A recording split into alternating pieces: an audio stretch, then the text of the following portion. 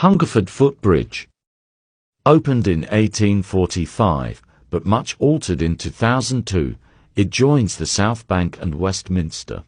To its east is Waterloo Bridge, and to its west the rail bridge to Charing Cross Station. East End Maternity Hospital. It arrived at this location in 1889, opening elsewhere in 1884. Then it was the East End's only such facility. The hospital closed in 1968. Orange Square. A small, quaint, and pretty square twixt Pimlico and Chelsea. A statue is its most notable feature. This is of Wolfgang Amadeus Mozart, who lived in the area when a child. Lawrence Hall. It was built in the 1920s as an Art Deco-style hall for the Royal Horticultural Society. In 2011 it was leased to Westminster School, which uses it as an indoor sports venue. 20 Eyre Street. A magnificent West End building that opened here in 1915 as the Regent Palace Hotel. Although that closed in 2006 and was partially demolished, a corner section remains. Drury Lane Gardens. A small, hidden away, Covent Garden public space, once a graveyard. Now surrounded by buildings on three sides, it opened in 1877 as Drury Lane Pleasure Garden. The mortuary and lodge buildings from the graveyard's time still remain by the main entrance. There are several wooden benches to allow those who are weary to rest their feet a while. Behind these is a well-equipped children's playground with slides and other pieces of brightly colored equipment. There is also a rather fine fountain nearby that mostly works and provides free drinking water. And at the very back is the rather wonderfully named Kickabout area.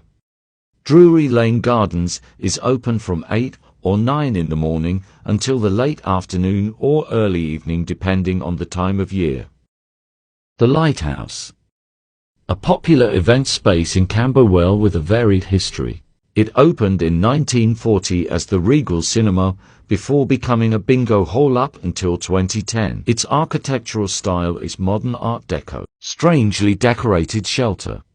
This oddly painted structure is by the Thames. Each of its legs has a colourful intricate pattern on it, as do the beams holding up the roof.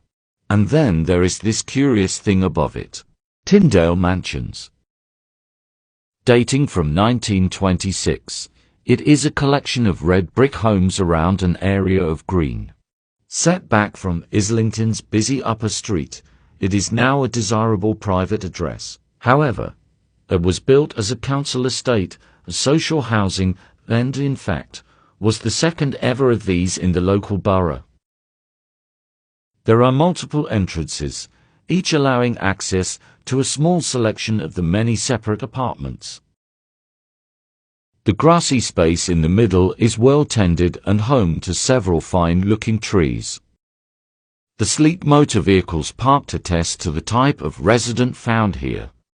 There is also a small car park to the rear, allowing more of the same.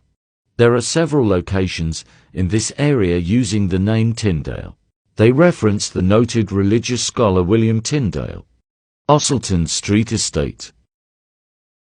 A distinctive-looking estate in Somers Town, built between 1927 and 1931. Put up by the London County Council on the site of what was previously a slum, its modernist style was unusual for the time. The internal courtyards and small greens are reached by way of archways from the adjoining streets.